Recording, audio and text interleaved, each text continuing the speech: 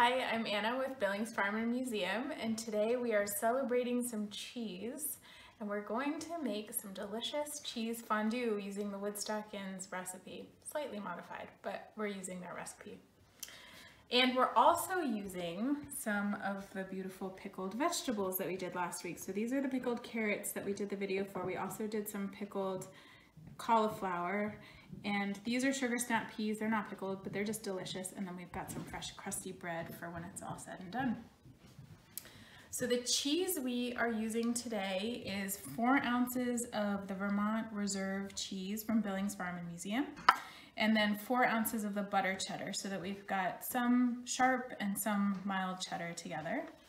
We've got 2 teaspoons of cornstarch that's dissolved in some water, 1 clove of garlic minced, and 1/2 cup of beer. We're using UFO white beer because the people that are going to drink the rest of this beer are not huge fans of IPAs. So you can use any beer that you really like, because afterwards you can have it with your delicious fondue. So the first step in this process is to put the beer and the garlic in a pan or in a little pot, and we're gonna put this on the stove and bring it up to a simmer, and then we'll add the rest of our ingredients. Okay, so my beer and garlic has just come up to a simmer. It smells delicious.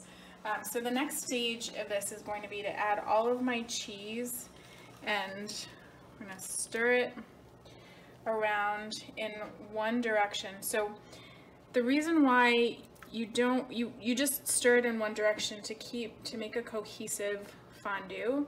Otherwise, if you stir in a whole bunch of different directions, you'll break up the proteins and the fondue will separate and it just won't look as nice. So here we go. We're dissolving that cheese into the beer. It's very tempting to stir in more than one direction here.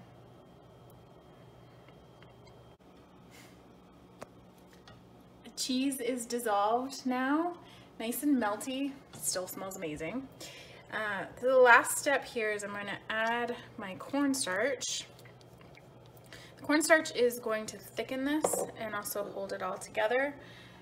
It's going to simmer for another 2 minutes, and then it'll be ready to put in our nice bowl and have a delicious melty treat. Okay. Our fondue is now nice and thick. It was simmering for 2 minutes. Don't be afraid to give it a nice vigorous stir as well. So in here we have it just poured. Oh my gosh, look at that, it's so delicious. And here we have, oh, look at how melty and good that is to just enjoy with some nice crusty bread or your vegetables. And so there's the cheese fondue recipe courtesy of the Woodstock Inn, and thank you to our amazing Jersey cows at Billings Farm Museum for this delicious cheese, and thank you to our farmers for all the work they do to care for our incredible team. So if you have any questions or comments, please leave them in the comments below, and we'll see you again.